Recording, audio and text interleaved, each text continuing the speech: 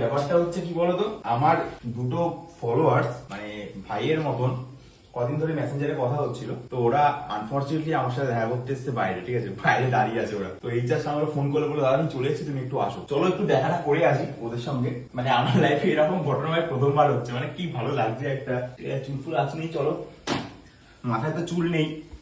তো ওরা চলে এসছে, ওরা রাস্তায় দাঁড়িয়ে আছে ওইখানে, আবার দেখাটা করে আছে, দেখি কি বলে। তোমাদের বলছিলাম যে আমার দুটো ভাই আসবে দেখা করতে আমার সাথে, ফাইনালি ওরা এসছে, আমার বাড়ির সামনেই দাঁড়িয়ে আছে।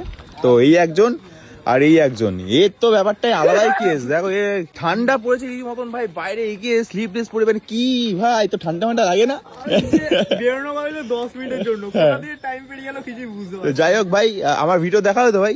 একদম চলো, থ্যাংক ইউ, থ্যাংক ভিডিও দেখে তো আরে ভাই অ্যাকচুয়ালি আমি দেখছিলাম যে কোন্নগর ওপারে হচ্ছে কোন জিনিসের সামনে দাদাটা বাড়ি কোথায় কমেন্ট করেছি, কমেন্ট করার পর দেখি তারপরে তো কথা হয়েছে সব। হ্যাঁ হ্যাঁ সবই তো রয়েছে।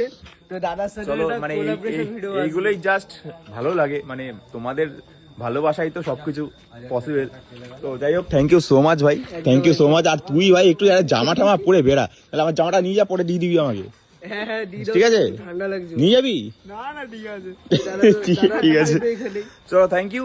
দেখা হচ্ছে আবার পরে, আমরা ফটো তুলছি, এটা আমার ফেসবুকে আমার পেজে আপলোড হবে এটা।